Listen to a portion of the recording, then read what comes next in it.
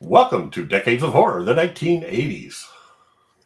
You just look too closely. Most people are luckier. They never know that a certain percentage of what they see is not there. But the problem now is not what you know, it's what they know. You. They know you. They know all about you. Clear as mud.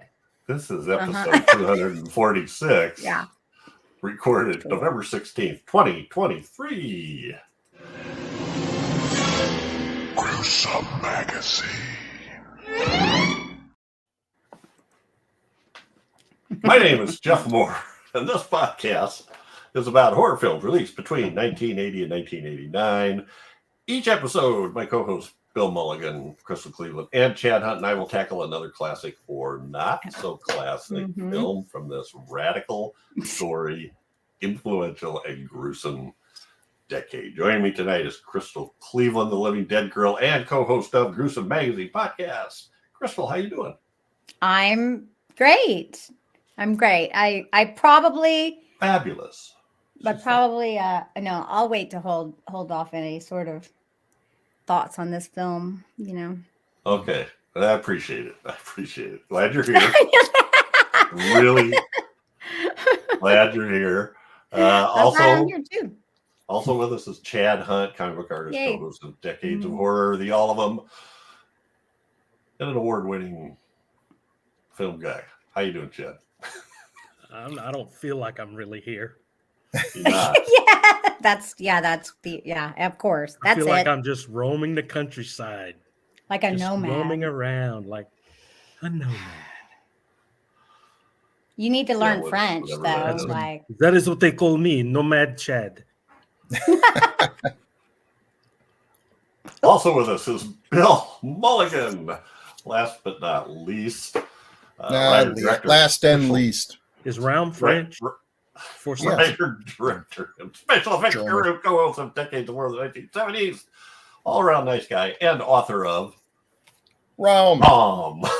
R-A-U-M. I think it's German. It sounds German.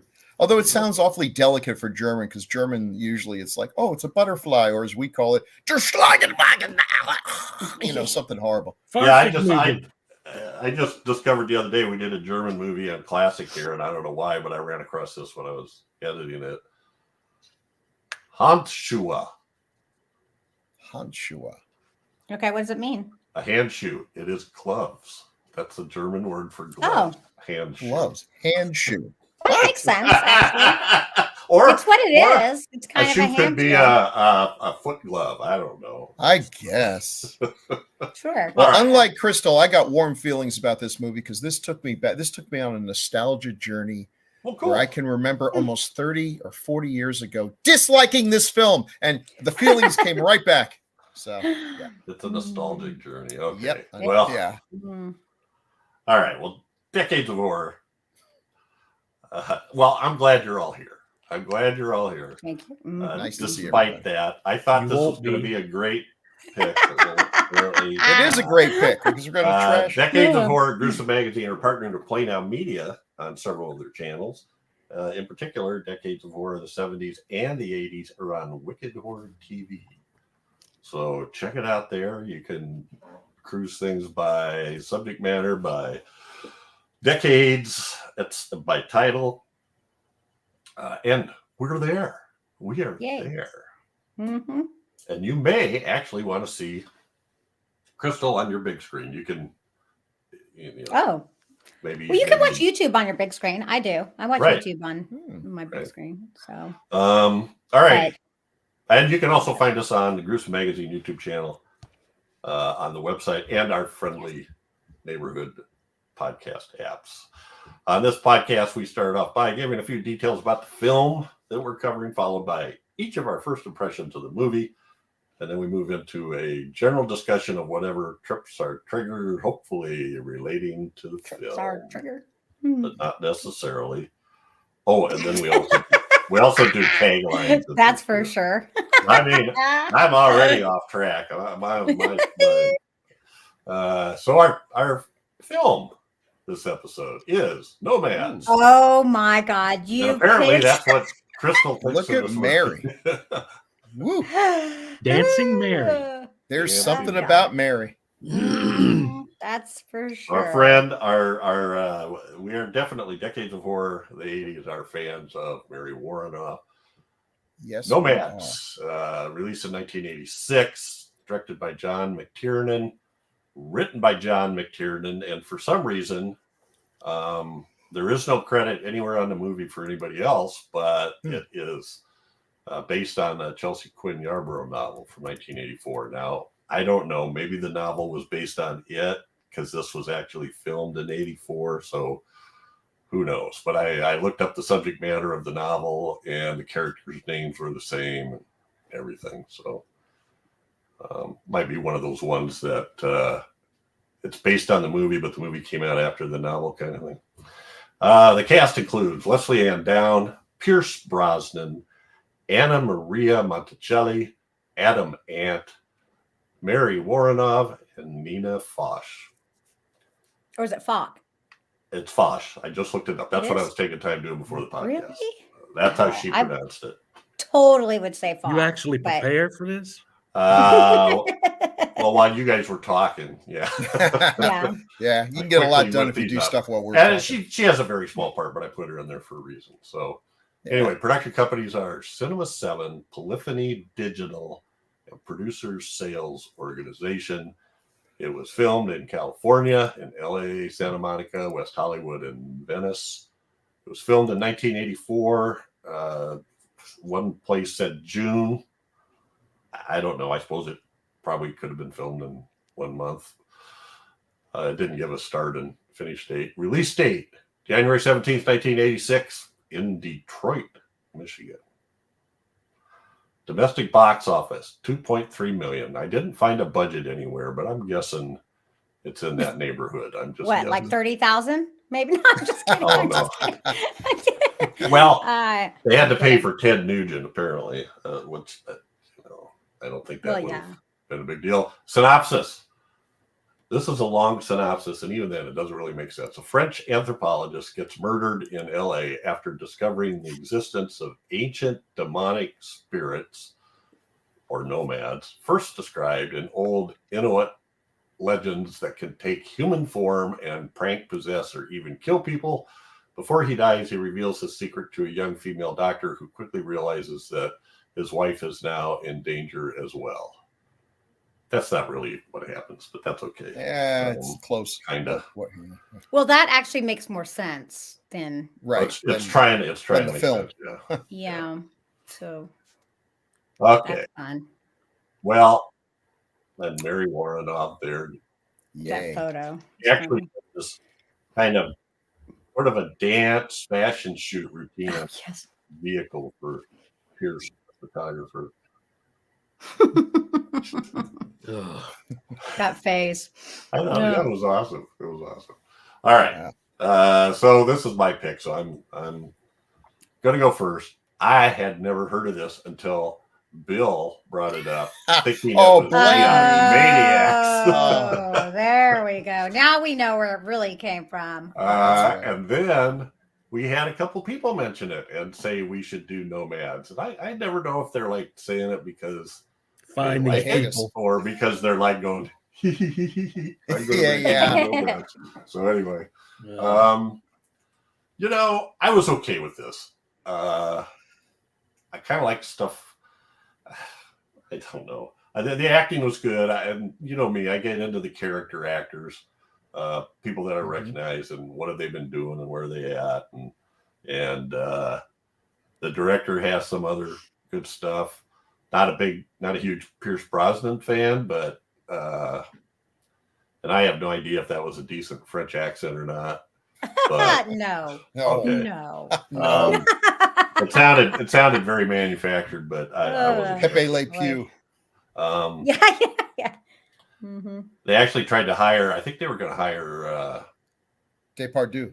Yeah. Yes. Oh, that would have made a Frenchman. Yeah, a Frenchman. They were going to hire. That would have been. I'm just thinking how he would have done. That would have been interesting. He wasn't available, I guess, or turned it down. I'm not sure which. So anyway, you know what? I enjoyed it because it's one of those WTF movies that you go, what the hell is going on? it doesn't seem to have a consistent point of view. I mean, first,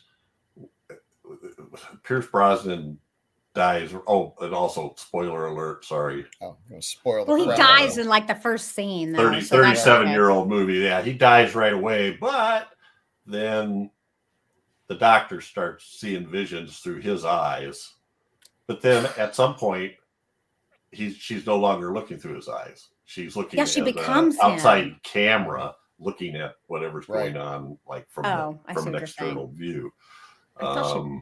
So in the meantime, we see stuff happening to her in the hospital. Then we're flashing to apparently memories that she's going through from him, and we don't know what's going on with these people. I actually sort of like that quote that Chad read, because it kind of explained to me what the hell was sort of going on. But we'll talk about this stuff. Good for you. Yeah. And I kind of like the ending, although who the hell knows what it was, but it was visually kind of cool. I mean, Pearson leathers and a motorcycle jacket looked kind of cool. All right. That's all I'm going to say. So now let's go to Bill Mulligan. Bill Mulligan. Oh, what do you think from of alternative view? Well, my good friend and good friend of the podcast, Jerry Chandler, had posted something about this, saying this is one of those movies that has a lot of ideas in it, and he's come to appreciate it a bit more seeing it. I guess I was just disappointed. I thought the poster was really cool. I like the poster. We'll show it in a little bit, and the poster promises much more supernatural elements than the film delivers. It's stylish. It's got that 80s MTV video vibe to it. There's some individual good shots. I can see why Arnold Schwarzenegger looked at this and said, this is the guy who must do Predator, because he gets a lot out of a very tiny budget. He's a good director. He's not a good screenwriter. I think this is a terrible script. There's a lot of bad choices. There's some great ideas. There's some great visuals. But I think it's not unrealistic to expect, I don't know, some kind of explanation. I'm not really sure who these characters are. There's a lot of things where the only reason, and it's a bit of a slow burn. But what's worse is when the plot does move forward, a lot of times it's because the characters do stupid things. It's one of those movies where if people in the movie were intelligent and didn't do stupid things, there wouldn't be a movie, because it's absolutely necessary that they really be dopey to get things going. The French accent is ludicrous. I don't know why. They originally were going to hire Depardieu. He fell through. You get a guy who's not French, make the character not French. It's sounded silly. Easy, right? It's already a bit of a risk when you kill off the main character in the first 10 minutes. That's interesting, but it also, to me, but he still has a part all the way through it. I'm sorry. Absolutely, he's all the way through it. But I'm watching this with the whole knowledge that he does die. So how invested can you get in the character when you know what's going to happen to them? You assume it's an interesting choice. It's a risky choice. I don't think the risk paid off. There's some individual bits. I loved Adam Ant as. I was really into new wave and stuff and everything, and I liked Adam Ant. Ant music seems kind of silly now, but I really liked it at the time. And I love Mary Warnoff. And I don't know, Crystal, you thought she was miscast. I kind of liked her in this. I liked her in this. She's got such joy when she's dancing, just a big old smile on her face. This is a different role for her. And she doesn't really get much to do. None of the Nomads get much to do. Adam Ant, did Adam Ant even say a single word? No, none of them had any. Well, there was a couple lines by those people, but not Adam Ant didn't have any. No. This is one of those films where you can have your own interpretation. Like, he apparently kills a few of them, and they seem real happy when he does it. Is that their purpose? Are they trying to die? Are they in purgatory? I don't know. I don't think they can die or something. Yeah, but like when he does kill them, we don't see them again. I don't know. It's just there's too many questions. I think it's unfair to the audience to raise this many questions and not have some kind of resolution. The ending is cool. The ending is cool. It makes as much sense as everything else because we haven't really been told what the rules are. So since we don't know the rules, any ending makes as much sense as any other. But it is a good visual, and Brosnan, I think, you watch that last shot, and you can read a lot into his expression. You can interpret it in a lot of different ways, and I think that's really the totality of this film. People can get a lot out of it. I just don't think it's rewarding enough to make the effort worthwhile. But I can see where this is on a lot of people's list of movies from the 80s you've never heard about that you should give a chance. But I've given it 2 chances now, and it has not really improved in my eyes. But I may have been going in with a bit of a bias. So I'm eager to hear what everyone else thought. Okie dokie. Thanks, Bill. Mr. Chad Hunt, what say you about Nomads? Not much.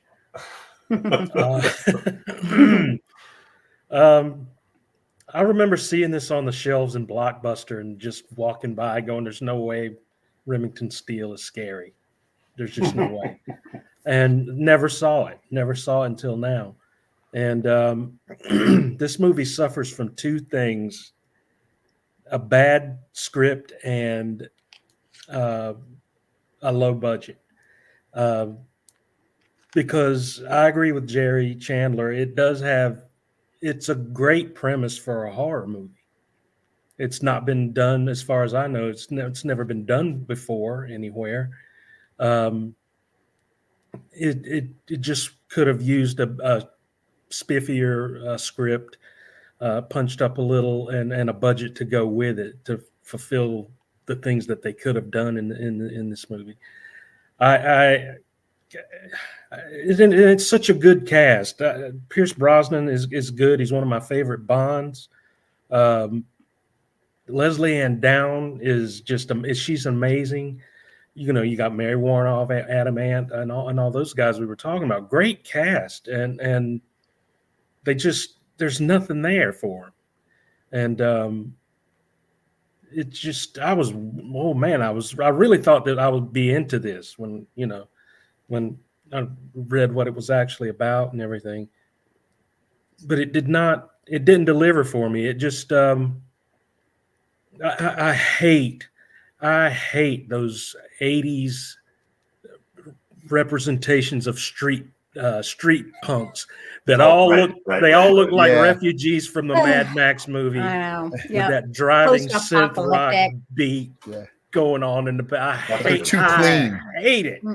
Yeah, these guys should have looked more like actual nomads with a little bit of modern twist thrown in, not just some roving. Should have been more like the Near Dark gang. Yeah, something like that. Yes, something like that. Good call. And with and it just fell flat. It was like bad Streets of Fire a ripoff thing, and I don't know. It was very, even though I got what was going on, it was very confusing in some areas. Movies like this should not be left up to your own interpretation because when dumb people like me watch it, they go, huh? But it really shouldn't, though. I mean, if you're going to make a horror movie, you got to kind of be upfront, I think, and then in this case, at least, about what's going on and make it kind of clear of what's going on. And it's just sort of touched on it and then bounced away, never really being clear as to why she picked up on his memories and all that. And was it because he became a nomad and somehow he transferred? I don't know. Because he whispered to her in French. Maybe. I've tried whispering in French in girls' ears and I get slapped for it. But this just let me down big time. And I hate to say it too, because I had high hopes going in and maybe my expectations were a little high. But it just didn't do anything for me. Yeah, that's you made a good point about the street punk thing, how they were just running around doing Yeah, it was just bad 80s street taunting. gang. Yeah. All righty. Now, And I know they were supposed to be like pranksters and that kind of thing, but I don't know. It just looked like every other street punk gang in every 80s movie I ever saw, you know. All right. Thanks, Chad. They didn't feel dangerous. The one I No. didn't. I'm not done yet. They didn't feel dangerous. What was that? Now he's done. Now he's done. They didn't feel dangerous. They didn't Now feel he's dangerous. Now I'm done. Okay. The one I've been waiting for now, Crystal Cleveland. Oh, so you're not waiting for me because I did not like this film. Like, wow. I was actually sitting here watching this and I was like, who picked this piece of shit? Who picked it? Who picked this? Now, I will tell you, I'm glad I watched it. Honestly, I'm always glad I watched it if I haven't seen it before because I want to try to watch, you know, whatever I can. And it's not that bad. It's not as bad as I'm really kidding about, but it is not good. It does not make, dear God, this film. I was like, none of it makes sense. Like it is, you can try, you can say, oh, it makes sense because no, it does not. There, even on the supernatural side, I can't excuse most of the stuff that happens in this film. Okay, I'm like, you could say supernatural. No, shh, you go shush now.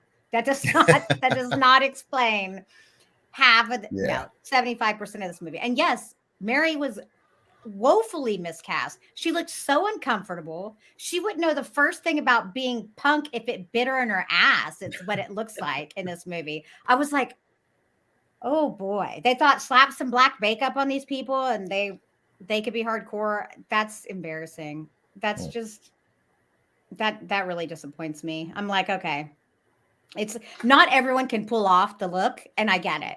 You know, I understand that. So they should cast someone else. I'm sorry, I love her, but I would have rather her be the wife. Why wouldn't she the wife or the doctor? I mean, she never gets the lead, and that's some BS too, by the way. Yeah. But the French thing. Yeah. Why did they have to be French? No, it's I mean, I realized he was French. All he was missing was a white streak down the center of his head. Yeah. Wow. That's harsh. Yeah. No, this movie actually pissed me off a little bit because I was like, he's trying to speak French and you can't understand. I could hardly understand. Yeah. Because his accent was so horribly bad. Inspector Clouseau. Like, what on earth is like? There were so many poor choices throughout this film that I have no respect for this film. Like that's the biggest issue for me. Not only does the script not make sense, the dialogue was weird and awkward. It wasn't shot great. It wasn't edited great. It wasn't acted great. Like it wasn't a movie that was so bad it was good. It was so bad it's just bad, and that's just too bad. But I watched it, and I'm glad I watched it. But I watched it because now I can check that box off my list. It is not going to revisit this one every year, huh? I never had the box on my list to check. Yeah. Well, so I'm not trying to throw you under the bus, but I said I went back through all our feedback and I created a spreadsheet of requests for the different DOHs, and the one I have down for actually requesting this is Lone Wolf. Thanks, Lone Wolf. And I don't recall if it was maybe just because it was a crazy story. I'm sure maybe this is why Lone Wolf is alone. Oh dear God! Oh, Bill. So I didn't talk about him before, but I think the AKAs for this movie give a hint as to that nobody could figure out what this was about. What it was really about. Now, I'm not gonna read the one is Nomads Tod aus dem Nichts, and that's German for death from nowhere. I'm not going to read the other ones, but in Finnish, it was Strangers of the Night. Another Finnish title was Dangerous Aliens. And the Swedish title was Dangerous Strangers. So are they Strangers of the Night? Are they Dangerous Strangers? Are they are they aliens? I never once thought they were aliens, but okay. No. Okay, I got to be honest with you. I am really pissed about the whole Nomads thing and the fact that they Or that they attributed this to Eskimos. What, did they just have to be racist in the 80s or something? Did they have to like do that? I just don't understand. I was like, why did, like, that part is super odd to me. Like, it's why? It's Why weird that he used that word, What? used the word Inuit, but the guy that was explaining it over the phone did say, desert nomads. The deserts could be ice, but he desert, said sand, Eskimos. whatever. Well, he did say that, and then she questioned him. That's because the word Inuit is Eskimo. But anyway, so I don't know. I'm like, I thought of it more as a kind of Why? a global thing, and he'd been all over the world. He talked about that. He'd been all over the world studying nomads. So look, I excuse this kind of stuff because it's the 80s, and that's the 80s. Like, this stuff goes through it, but I'm like, it's most of the time it kind of fits. This just seems so weird and off the. I'm like, but I don't get it. I don't mind that they bring in monsters from other cultures and stuff, because frankly, that's a Native American mythology is really there's some awesome. good stuff to be my favorite. Mine there that has been kind of ignored. But if you're going to do that, you probably need to go find the guy from the Manitou. Go find someone who knows what they're talking about. I don't know exactly. Ooh, wow. If I were being plagued by an Eskimo demon, I really don't know. I'm ashamed to say I don't know if I know any actual Inuits. So I don't know where you go to find information on something like that. You call a guy in Boston. There you go. A guy, I think I'd call a guy in Alaska or Canada. Bill, there's this thing called the internet. Well, there is now. But back then, Pierce Brosnan had to go out there with his camera and get within easy grabbing distance of these people and try to surreptitiously take their picture. When he was doing the camera, I was like, oh my God, I hate this movie more and more. But you know what I miss? You know what I miss in movies, and this one has it, when people take pictures and then they have to go home into their secret little closet with the red light and that is so cool looking. I never got into that. I never really got into that, but I always thought it was really cool that you had to put the paper into the agent and for the right amount of time in its development. If you didn't pull it out and stick it in the other, it would be ruined. That was really cool. But totally, you don't do that anymore. No one does that. We just take a picture and there it is. Yeah, but it's too stressful the other way. Wasn't it weird too? After he was taking her picture, and then they all start surrounding him, he just kind of goes, and then he just shows up at his apartment again. Yes. Well, I was like, what the hell I was like, what is he doing? I'm a weirdo. I just So actually, that scene is where I figured. Oh God, okay, I watched this oh no. 2 weeks ago. Got the Blu-ray. Okay. I thought you were going to say you watched it 5 times. I did not get the Blu-ray. I did not get the Blu-ray, but I watched it again today, and I did pick something up I didn't pick up before. So when she gives that little speech, this nun, wherever the heck she comes from, it's Freddy Krueger's gives this little speech about, it isn't until most people can't see him, and once they know that you see him. So then I sort of figured out they're running around doing all this stupid stuff and nobody can see him. And then when he sees them, and it's when he's taking pictures of them that they figure out he can see him. And from that point on, it was downhill for him. But anyway, it is now. Oh, time. Oh, yes, it's time. Everybody's I was hoping you forgot. It's waiter time. Time for taglines with Chad. Oh, jeezy Pete. Okay. I'm not even going to pretend this time. Yeah. I'm not even going to pretend. Got 5 winners. I disagree with each and every one of these taglines and their message. Oh, yes. Okay. The first one being, and I think this was on the video box and the poster, a terrifying story of the supernatural. Nope. Okay, no. Okay, Not at all. let's try this one. If you've never been frightened by anything, you'll be frightened by this. No. Huh? Yeah, this is the one that's going to crack that nut. Yeah, this is the one, right? Okay. Anyway, a chilling tale of supernatural evil. What? No. See, they don't even know what the movie's about. Yeah. Yeah, they didn't watch it. Lucky tag guys. Mm. A Nightmare by the Daylight. What? Oh, There was a lot of night. wow. Yeah, like that's just weird. What a They watched, I'm sure they had these guys sit around a table and watch this movie before they came up with taglines for it. And they all, 5 guys went in 5 different takes on this movie came out. The Tribe of the Dead, Stalking the Living. that one's probably the closest, I guess, to what they're trying to say. Yeah. And they just gave away. Okay. Yeah. Man, those Best of a suck bad just as bunch. bad as the movie. Yeah. I have to And agree. that's been Taglines with Chad. I'd rather have a can shoved through my head. Wow. Yeah. All right. You know, I'm thinking about this, and I am not nearly as bad. I liked Mary Warrenov in this. I think I liked this Me too.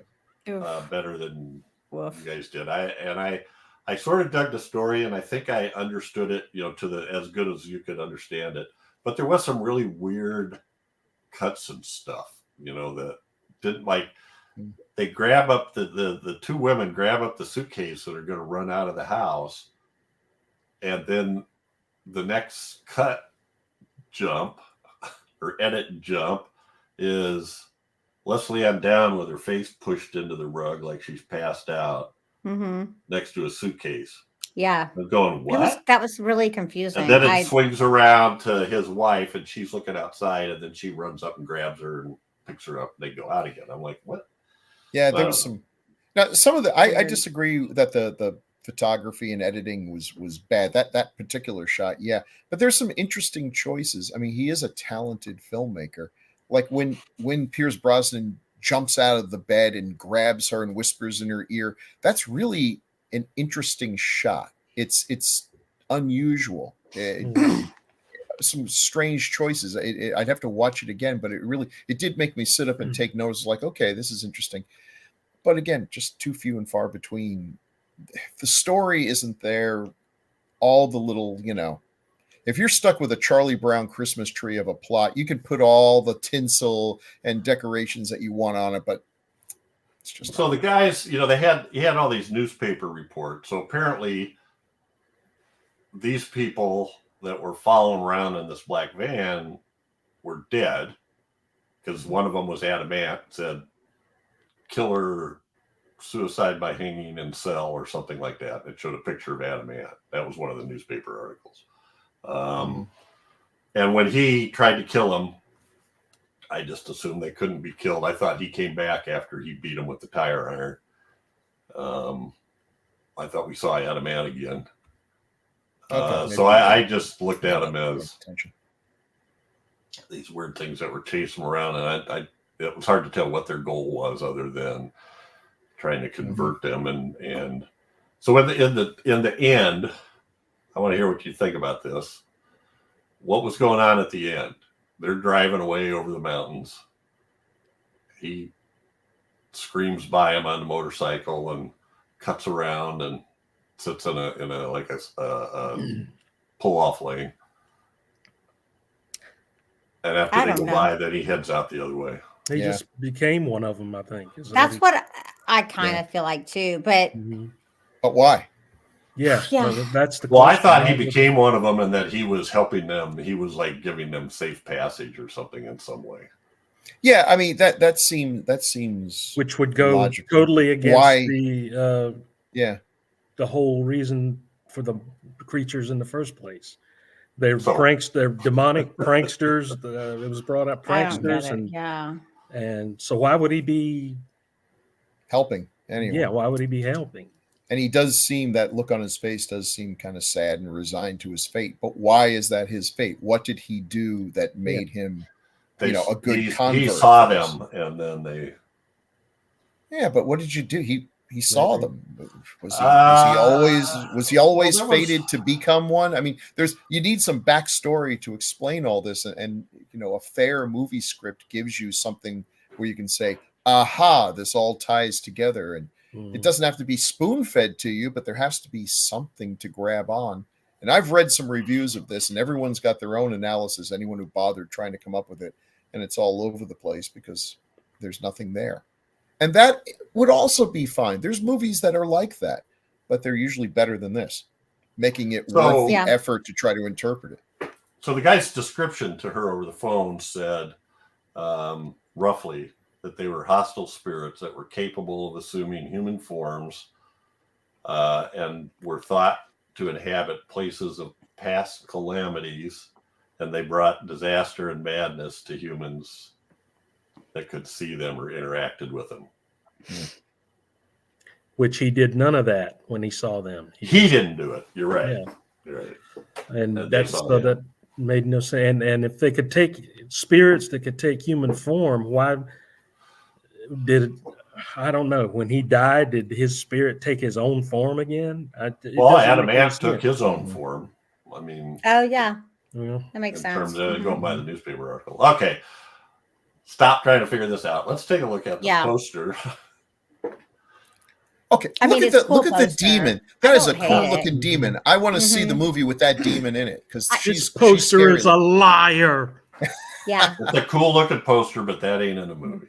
You know, I mean, I guess when you can't see them, maybe that, I don't know. Nice try. Like this movie is not scary at all. Okay, and the fact that they're even trying to say it's scary or frightening and stuff is just that is. Yeah.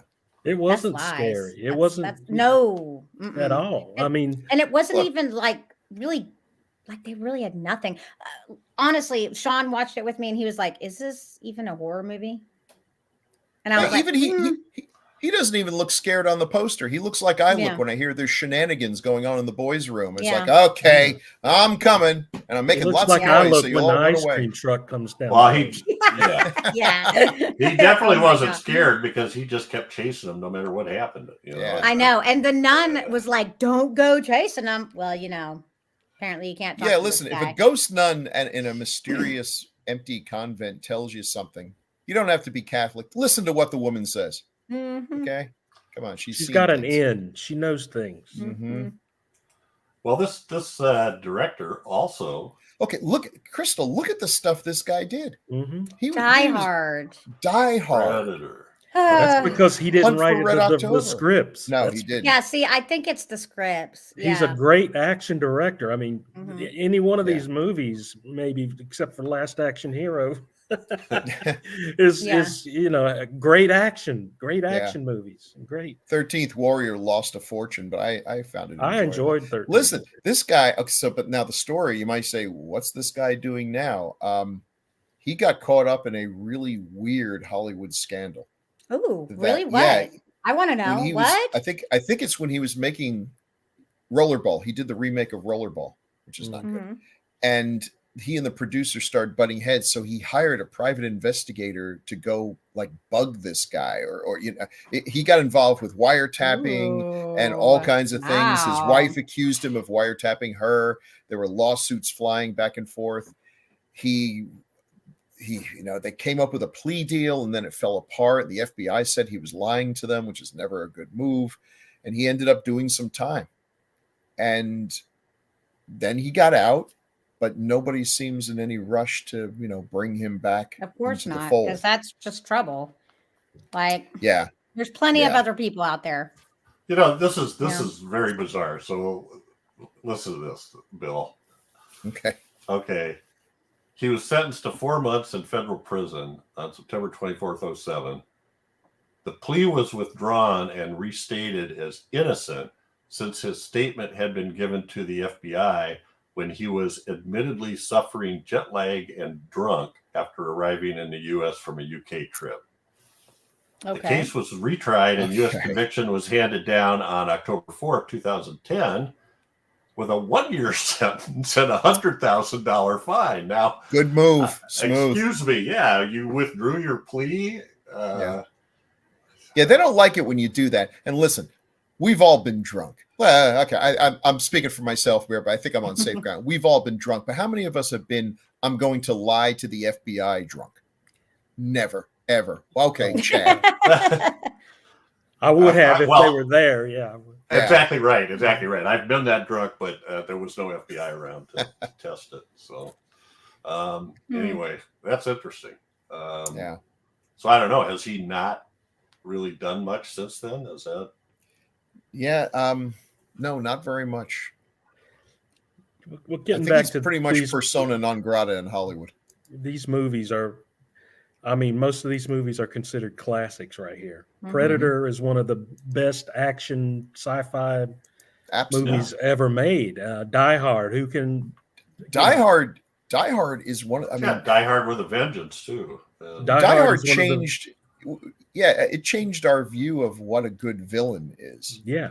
Alan Even Rickman a hero. redefined things. Almost every action movie with a hero and a villain is the standard that it's going to be compared to is Die Hard, and they usually end up short. The Hunt for Red October, the first big Tom Clancy movie that has gone on and on and on and on. So, awesome films. Awesome. The guy had the golden touch. I mean, really, it's and Last Action Hero is sort of like a comic book on movie. It's sort of before the comic book movies became big. It was a fun movie. Maybe not as well known as the first three there, but he was a competent filmmaker, a really good, great at action scenes, great at filming action. Well, this was his first shot at directing, so he's a great director. And Chad is right. The Remington Steele was 82 to 87, so it was definitely out and a hit, and he was becoming well known by then. Pierce Brosnan. So his last film was in 2003. Yeah.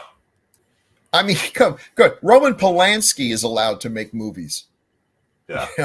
But this guy, I really think I seem to recall the scandal when it was happening, and there was a lot. Here's the problem with this guy: he betrayed other people in the industry. Bill, come on, give me a break. The industry does not. It wasn't just. It wasn't just. Come on.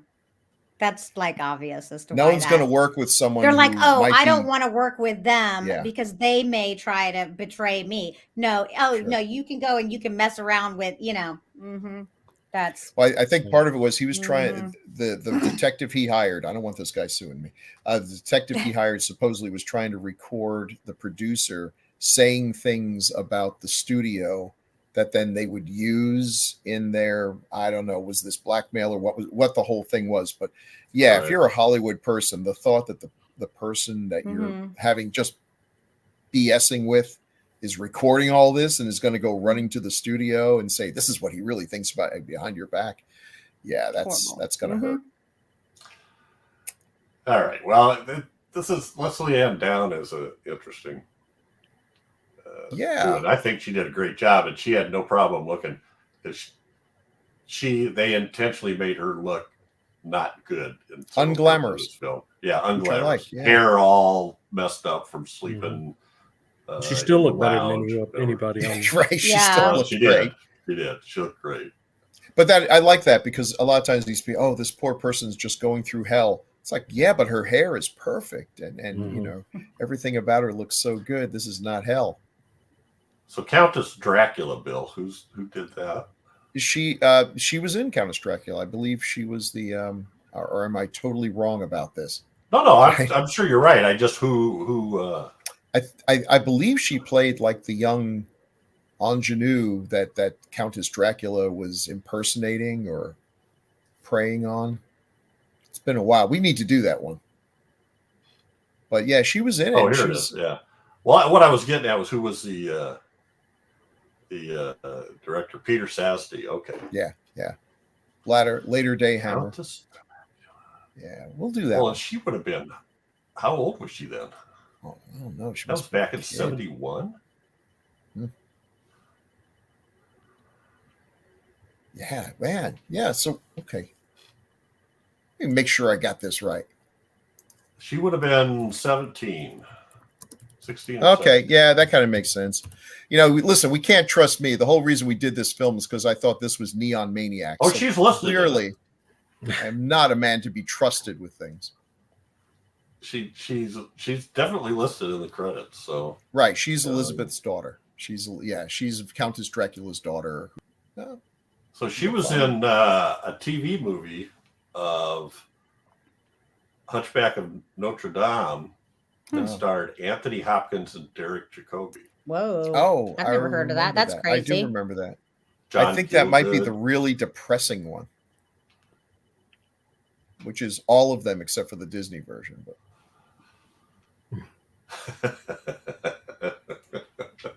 Okay. All of them except the Disney version. Okay, Yeah, so that's trust Leslie me. Ann Down. I thought she did a good job. I mean, yeah, most of the time she's just staggering around, Yeah. having a hemorrhage, in a coma, laughing uncontrollably at inappropriate times, and then and how did Pierce Brosnan put his memories into her? That's exactly what I want to know. That is so silly.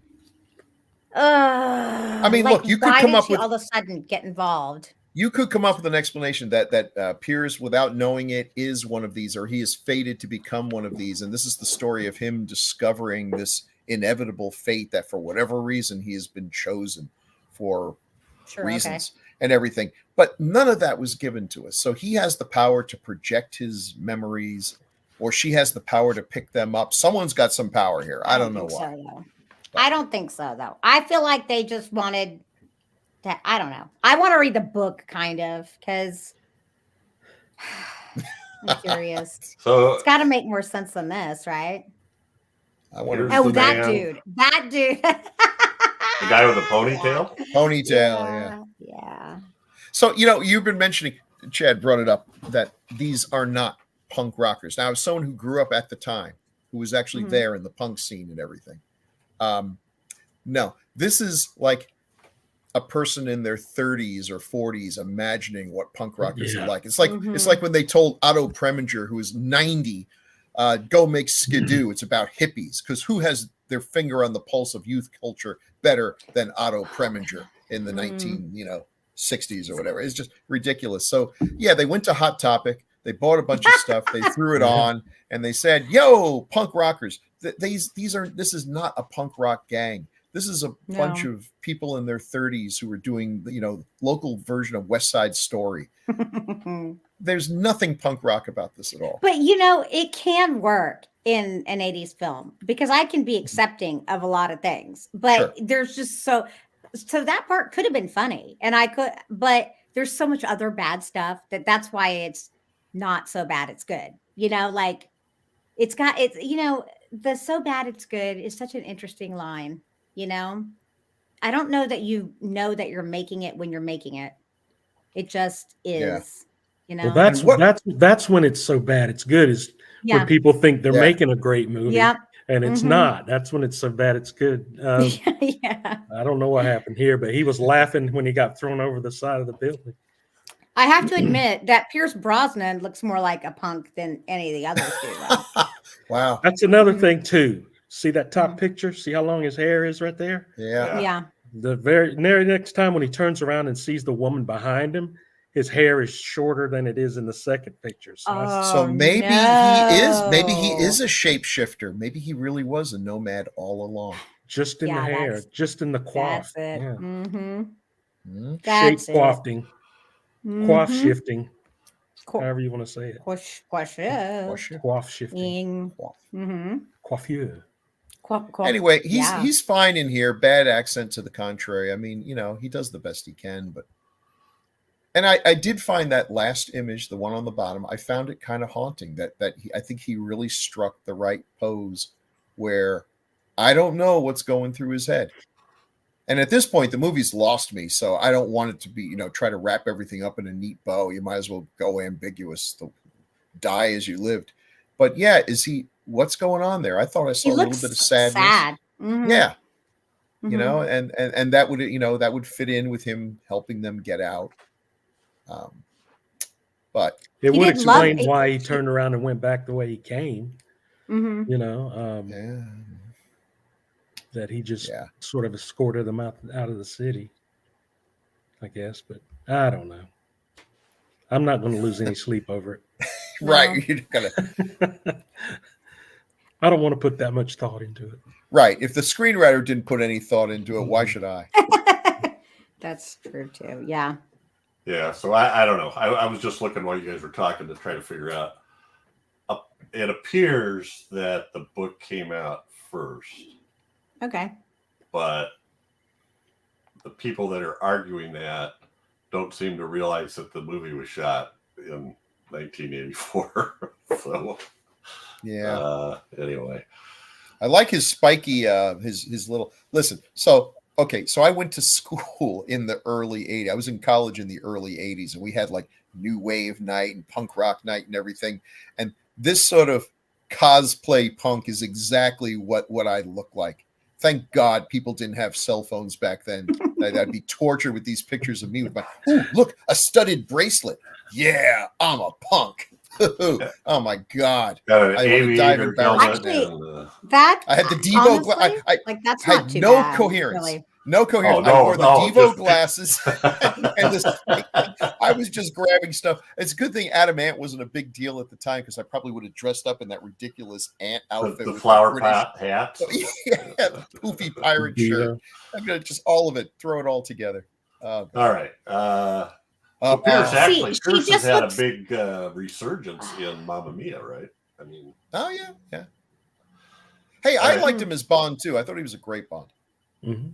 Underrated. I think Pierce Brosnan's great. He's perfectly fine in everything. I wouldn't say he's a stellar actor. I don't think he's ever been stellar. He's always solid, but Yeah. not solid in this film. That accent is horrible. Yeah. Like, I don't understand. They made the movie even more difficult to understand because Right. you can't understand him. And So Tubi had bothered by no that. subtitles for this, so I was I doubly know. frustrated. That bothered me too. Yeah. The wife I know. was worse. It was like, was she actually speaking? it was French? on Shudder. It was on Shudder. Well, I watched Was it on it? shit. I watched it on Tubi. Mm-hmm. I saw it on Tubi too. Tubi too. Tubi dooby doo. All right. Yay, Mary Mary Warren. Warrenoff. Look at that I beautiful love face. Mary. Look at that She's hair. wearing- Dang. It's fucking ridiculous. Okay. Yeah, the outfit She's is wearing different. a peach cardigan. A peach As cardigan. punks do. Yeah, over And a then black. she's got now I'll say the fingerless gloves and the rings. Okay. I like that look. Yeah, that's a that's good thing. good. And she's wearing a cross and a Yeah. peach cardigan. So I guess what they were trying to portray here, that she wasn't this punk type person. She must have been like a Catholic, like a good She's a button-up church girl. mom gone bad. Yeah. And then, that's what I feel like, but it doesn't come across well at all. She looks like they literally took dirt and wiped it on her face and tried to make it look like makeup. It's awful. Oh my gosh. She's I still liked her pretty. dance though. Yeah. I don't know what they did to her. It makes me so disappointed. I thought she was supposed to, whatever.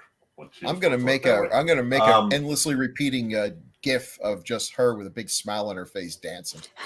That would make me happy. That'll be my screensaver. I love Mary Warrenoff. We've done I a do bunch too. of movies that she's been in. Mm-hmm. Oh yeah, Night of the Comet. Parts of them. Night of the Comet. Night of the Comet. Mm-hmm. Warlock. Yep. Chopping We haven't Mall. done Rock and Roll High School. Yeah. Very small part. She was great in that. Chopping Mall, but what else? Love her. Maybe one Death day we'll Race do Eating 2000 Raoul. Death Race 2000. Yeah. on 70s, and I thought there was another. Maybe we got them all. Honestly, I think the reason why she never got cast as like the leading lady and stuff, and so much, is because she's just so tall. I don't think that there's a male that they could put opposite her that could pull it off.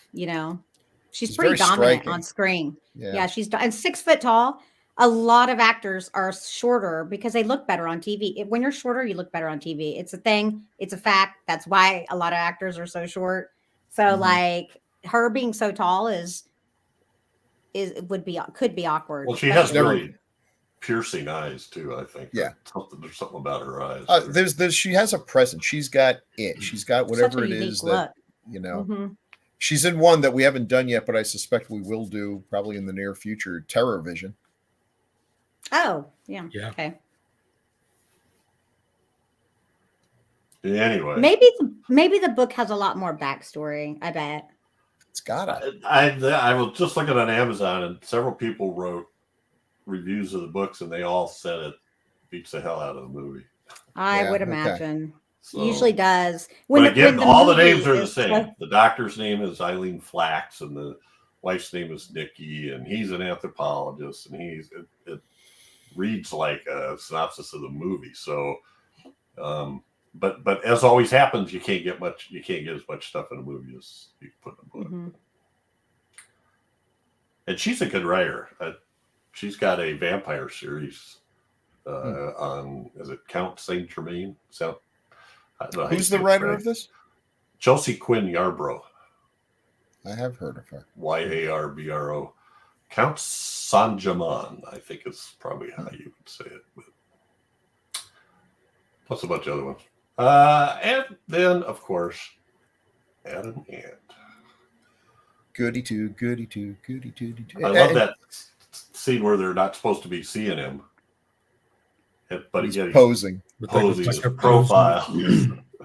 Anyway. And but I mean, when I heard Adam Ant's in the movie, it's like, they're going for a punk vibe here. It's like he's just like a pretty boy. Adam Ant is not a punk. I'm sorry. No, he was even when he was new wave, he wasn't a punk. In fact, I remember the punks hated Adam Ant. No one here knows what punk is. I'm like, maybe I'm the only hardcore one here. When I think of punk, I think of Misfits. I think of Sex Pistols. Yeah. Mm-hmm. Adam Ant was far from what I would call. He was. I love Adam Ant. I love his music too. I love. I love all that. I mean, okay, so back then, punk and new wave had a lot of subgroups, and if I recall correctly, Adam Ant was in what they called the New Romantics. That makes sense. The punks hated them. They would make fun of because it's anti-punk. Yeah, because they pussified punk. Basically, it's like, what can I say that? But his band was good. I love their songs. They had two drums.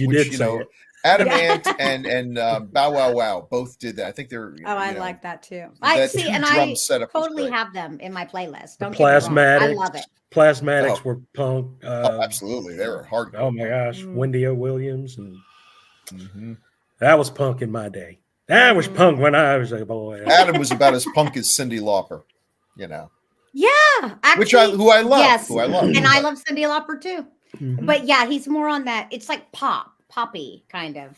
Yeah. Music, really. He was punk rock for the kind of punks who dressed up like I did with the that's probably true. But he snarled, Devo right? glasses. Didn't he kind of snarl?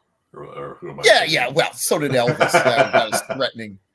I mean, and it had the nerve to sing. And I love Goody Two Shoes. Don't drink, don't smoke. What you do? I mean, really? Yeah, come on, man. What do you do? Look at you. What does Adam do? What does Adam do? He walks down the street with Jamie Lee Curtis on one arm and Carolyn Monroe on the other arm. That's what he does. Yeah. I'm like, okay, golden boy. The dream we all aspire to. Mm-hmm. Well, he doesn't have a lot to do here except. No, he's got nothing. No, he looks good though. I mean, wasted. He's fun. He's obviously not unpleasant looking, I could see him playing a trickster demon. The half shirt, but the half shirt killed me. When I first saw the half shirt, I actually I had to pause it. I just went, ooh, scary boys and girls. I was like, what are we watching? Sleepaway Camp? Is the shorts gonna come out next? Oh my gosh. I'm sorry. I don't care who you are. I do not like crop tops on guys. It's just not. It's not a good right there with you. No. Yeah.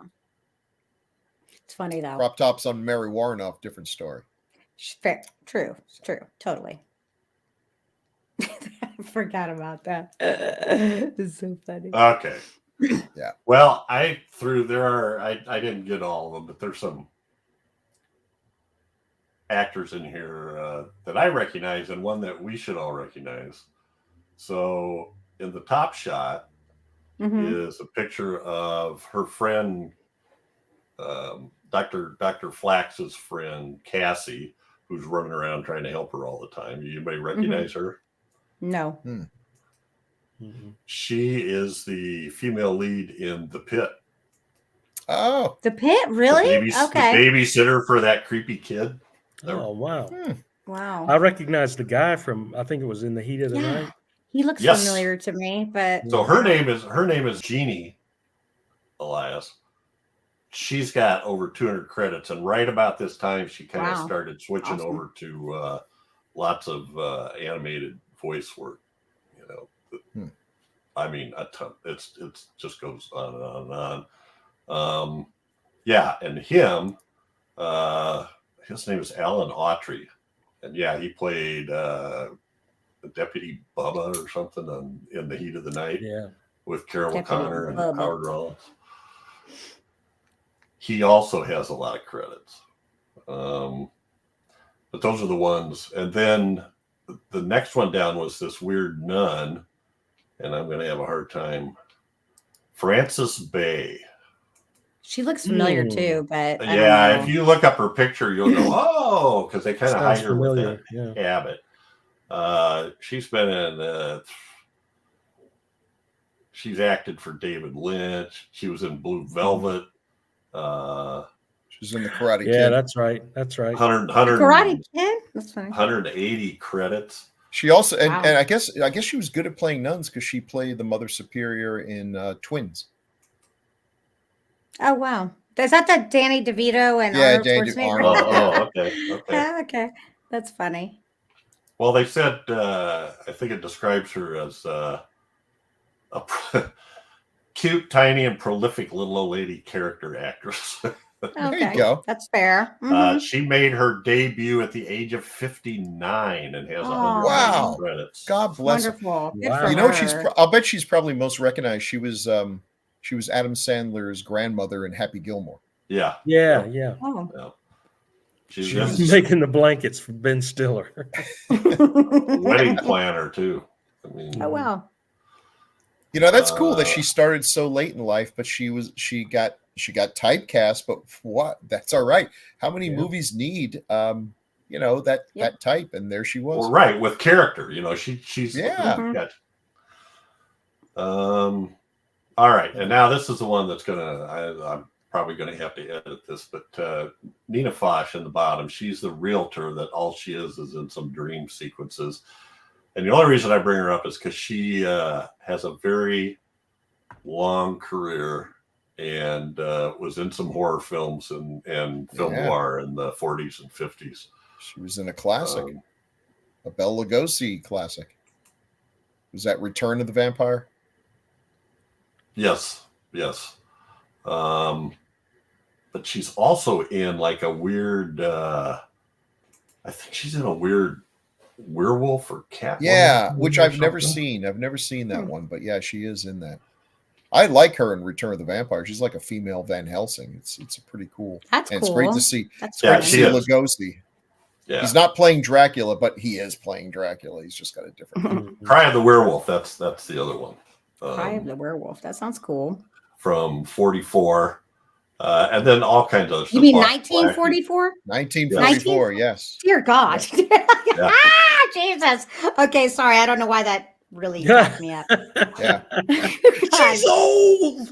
Yeah. Wow. Okay. Yeah. Holy moly. Wow. I'm not even looking this up, but Johnny Allegro. That's got to be a film noir movie without clicking on it. So, yeah.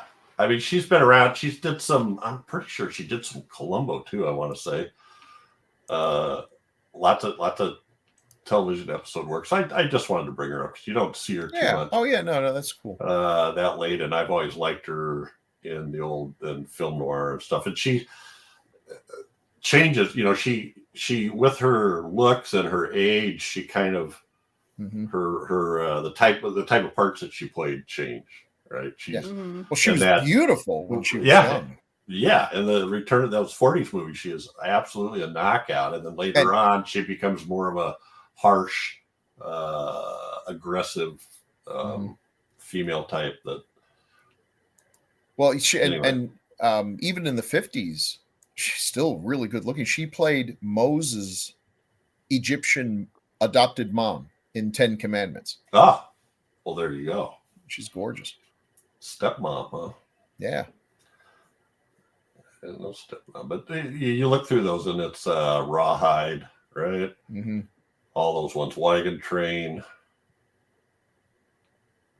To me, that's one of the fun things about making them. To make a movie in Hollywood would be the opportunity, if you have some small roles, to find some of these folks that were in really cool movies you watched when you were younger and give them a job. You know, why not? It may not be a big role, but it's a chance to pay back a little bit the people that did so much and don't have a lot to do now. So she was nominated for an Oscar, the Best Supporting Role in The Executive Suite in 1955, or just Executive Suite. And she was nominated for an Emmy in Lou Grant in 1980. Oh, Lou Grant. So anyway, well-respected actress that has kind of a bit part in here. All righty. Well, what else do we have to talk about here? Anything? Wait, what? About this? I'm out of slides. So. I'm out of slides. There wasn't a whole lot to dig up here. Yeah, there's not a lot. No, that's okay. That's okay. I'm honestly surprised that Jerry, says that he watched it recently and liked it or something more. It's a little disappointing, but I'm not. Okay. No. Jerry's a good guy. Jerry's a guy who will look for the best in things. Listen, Jerry loved Loch Ness Horror. Oh, what am I saying? You love Loch Ness Horror. Mm-hmm. You got nothing to say. Okay, wait. No, I don't know if this is true or not, but in the trivia or details, it says this film is included in the book Fangoria's 101 Best Horror Movies You've Never Seen. Oh, bullshit. That's garbage. Okay, look. They had to come up with seriously. Oh, man. That's a lot of films. That's a lot of films. Mm-hmm. You know. Yeah, they were getting down near Luther. But I could come up with over the last century. I could come up with plenty more that aren't this film. Number 97 was Loch Ness Horror. So there you go. Well, hey, that deserves a spot on the list. That's what I'm saying. Mm-hmm. It's very subjective. Oh, this is funny. In the French dubbed version, Pierce Brosnan's character is German instead of French. Oh, thank God. Because they know how bad it is. Even they couldn't take it. Is he making fun of us? We're not going to accept that this guy is trying to pretend to be French. That is right. This is just a little bit better than pretend to be French. Ha ha ha ha. You know, just French thoughts. Oui, Monsieur. Monsignor. All right. Well, we got a bunch of feedback here. If we're ready to move on to that. Well, goodbye, Nomads. Oh, goody. Uh-oh. I'm telling you, I think I like this better than you guys, but I agree that there's some really.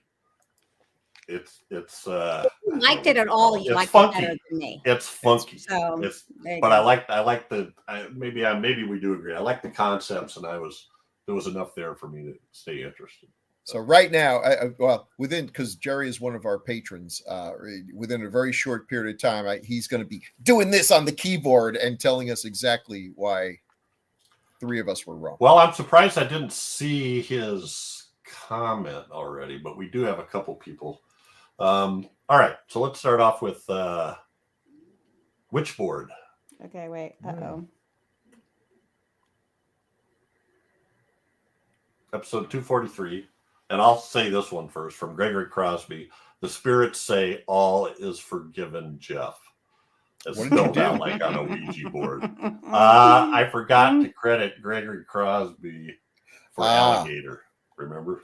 Oh, yes, that's right. I gave maximum mea culpa and apologized and stuff, and he forgives me. I appreciate it.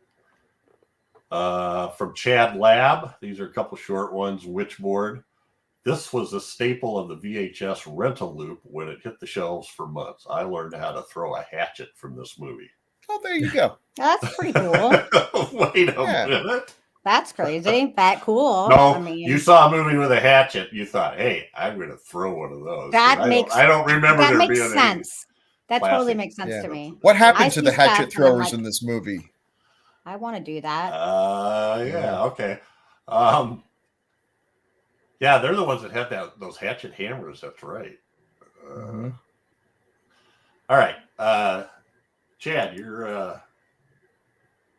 want to read Robert Baker? You okay? Sure. At this point. Robert Baker says, just a quick note about your recent episode on Witchboard. Since my high school years were 1984 through 88, and I can say this movie was popular with all of us teenagers because it came out about the same time that the White Snake video with Tawny Katane was being heavily rotated on MTV. It was a must rent back then. The movie was good then, I thought, and still holds up pretty well today. But outside of us satanic metalheads, I don't know how well known this film was with the older folks. Keep up the good work, and I have just one recommendation this time. TerrorVision would be a fun, weird watch. And oh, how so 80s is that one? I don't think I haven't seen it. Oh, it's great. It's great. Got You'd love it. Warrenoff. Right. Is it streaming somewhere? I wonder. I don't know. Okay, Robert, appreciate it. And I feel you there. Don't know how well known this film was with older folks. I didn't know anything about it. So, hey, Jeff, I just noticed you have Scott Wells has a comment also about Witchboard, but it's under Cujo. Oh, I do. Oh. Well, let's we'll do that. Let's see, what do we do, Chad? Bill, you want to take that? Sure. For Witchboard? Scott Wells says, I watched this maybe last year for the first time, and I have to admit I was pleasantly surprised. For me, honestly, the most memorable aspect was Zarabeth the Psychic, who I felt really livened up the film and briefly gave us a cheerful, nice person to root for. I agree. Historically, the name Ouija is actually the name patented for the commercially marketed version, but ones used by spiritualists and others prior to that were variously called spirit boards, talking boards, and yes, even witch boards. While it may have been partially a play on switchboard, the term witch was sometimes used interchangeably with spirit or more particularly poltergeist, such as the case of the famous Tennessee Bell Witch. So it's more likely the name Witchboard came from the idea of a spirit moving the planchette. Thanks for the shows, guys. Thank you. Scott keeps us honest. He was explaining to us after we watched Isle of the Dead, the Val Lewton movie. We got a comment explaining us that Vorvalaka and Verdalak from Black Sunday have the same root and basically the same creature. So I appreciate it. I'm not making fun of him for that. I love no, that he knows that stuff. Listen, our viewers are the people to go to if like some nasty supernatural hooligans show up or something. That's who are you going to call? Decades of horror fans. They'll actually set you right. Look, I'll take care of that for you. Don't worry. Okay, I got you. Oh, okay. Good to know. I got you. I'm like, don't worry. I'll just tell you. I was like, no. I want to be funny, but I'm not going to be funny. I'm going to shut up. Are we going back up to Cujo, Jeff? Are you ready, Crystal, for Cujo? Yeah. Oh, yeah. You want me to go back up to Cujo? Okay, so that is where we're going. Yeah. Wonderful. Going back up to Cujo. Cujo. Yeah, it sounds good, doesn't it? Okay. Gregory Crosby. Given my love of dogs, I've never been able to revisit this one. I understand. So this was an excellent reminder that it should always be near the top of successful King adaptations. Agreed. Yes. People often talk about Pet Sematary as the most tragic of King's novels. But Cujo strikes me as far more so, especially since, as Chad points out, we spend so much time in the novel with poor Cujo's suffering consciousness. That's sad. A great episode, crew. That's so sad. That's so sad. That's so sad because it's an innocent dog. And it's not like the dog just dies. It's like the dog goes through. Made you care about the dog more than because you felt it as he was getting worse and worse. It was a great movie, great book, and a good movie too. Yeah, with a different ending in the movie, and which takes us back to that idea that people are far more disturbed about pets being killed than kids. Yeah, people. Yeah. Well, it's because people are assholes. That's true. Dogs are your best friend. Yep. It's true. If John Wick's kid had been killed after about 2 movies or so, we'd be like, okay, dude, come on, you've killed enough people. But because they shot his dog, it's like, no, come on, John, take out another 20 guys. Headshot. All right. Episode 245, Maximum Overdrive. Chad White. Chad. I'll take that one. Yeah, I'm reading all the Chads today. Mhm. Chads Unite.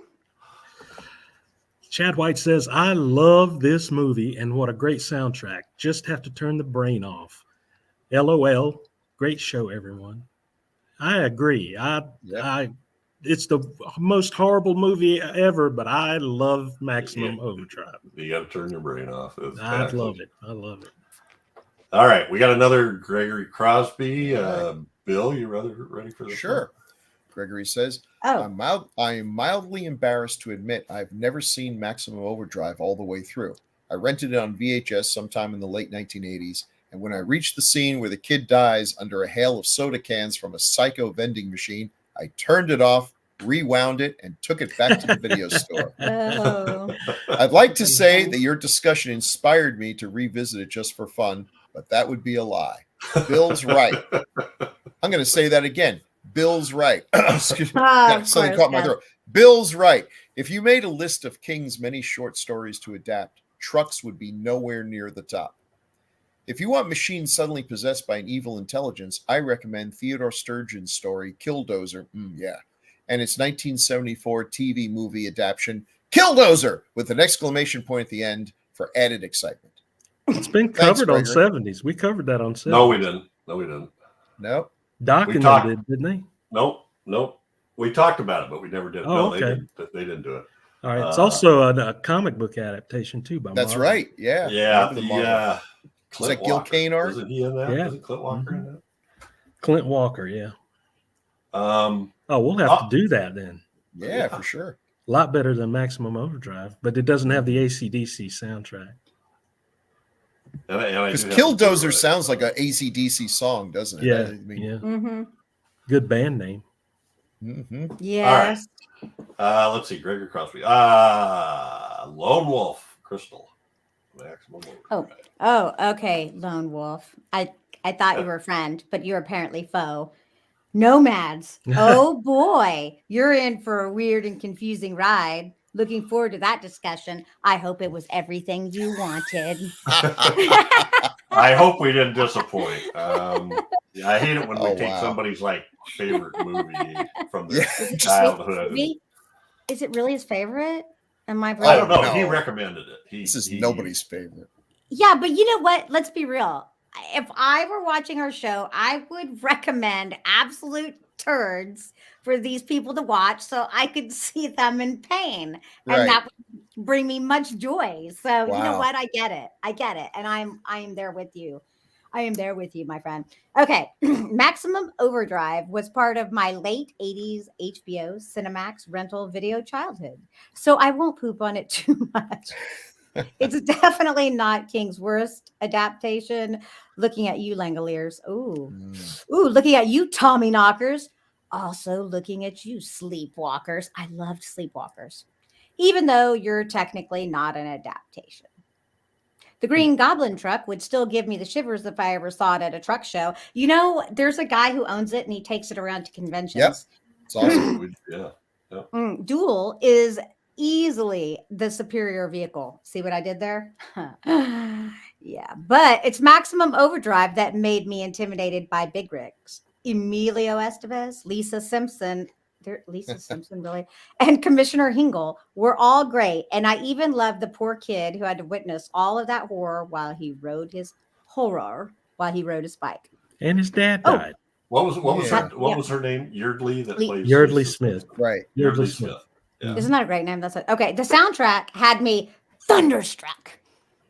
Great discussion, girl. What a wordsmith, that Lone Wolf. Lone Wolf. He's working it. Chad, just a type for Mikey Z. Michael. Mikey Z. I forgot to bring my skeletons down again. I know. So I got these skull ornaments. Like I'm gonna put them on the Christmas tree though. Well, they're technically not ornaments; they're supposed to be whatever. But they're. I can't remember if I showed. I showed the Maltese Falcon. The Maltese Falcon. But I'm not sure if I ever showed this. I can't get it. There we go. Oh, there we go. Oh my God! Farmer Is that Vincent. like from Motel Hell? Yes, Yeah. that's awesome. That's awesome. Smoke Can me. you hang it up? It's got little like. Looks Well, yeah, you could. I usually have it stood back there on that picture, but I was showing it to somebody else. Wear it around your neck like Flava Flav. Send it to Christopher Mohr. Paint. Oh. No. He doesn't appreciate it, though. That's the problem. With Yeah. love, yeah. Oops. All right. Oh, Mike. no. Oops. Uh-oh. You did it again. Yeah, I did.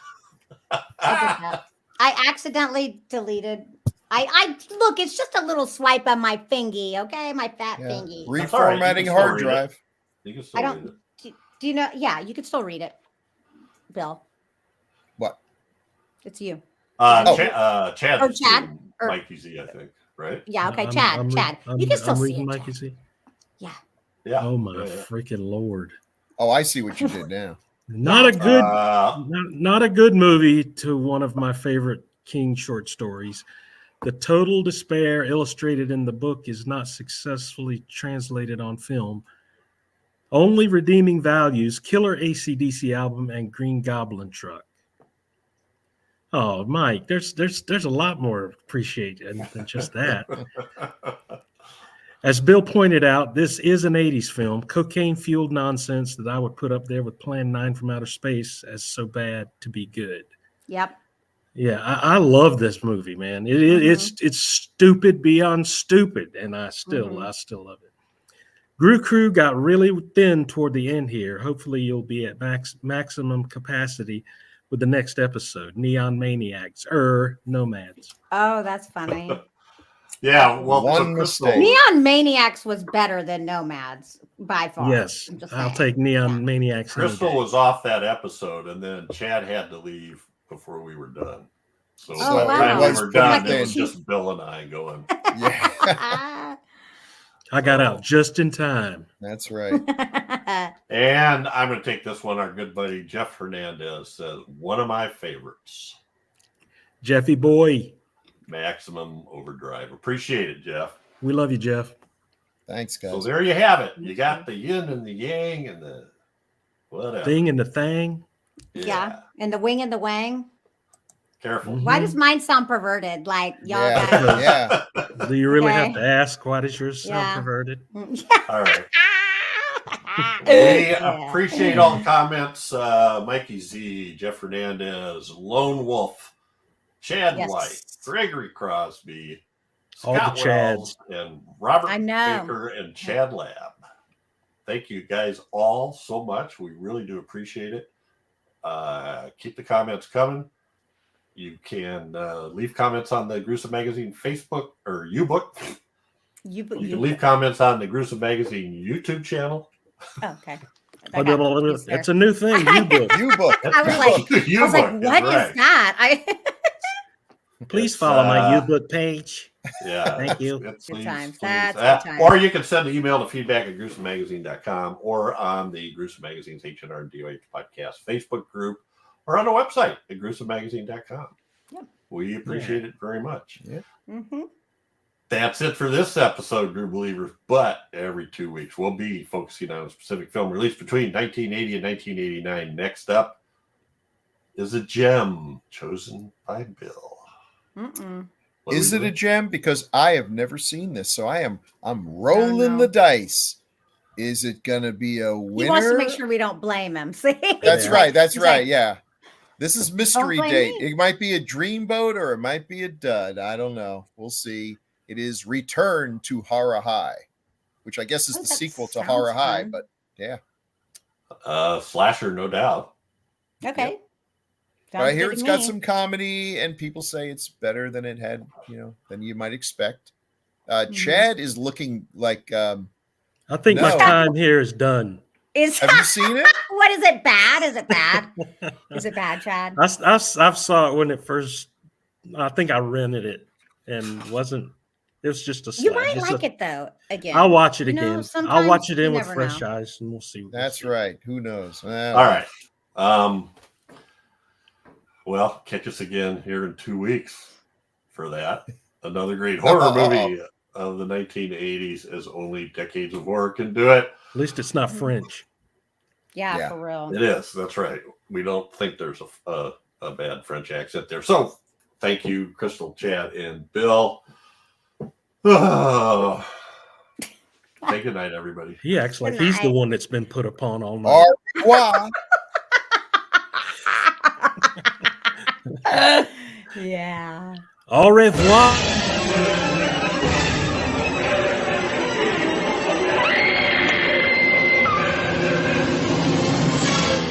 Gruesome Magazine.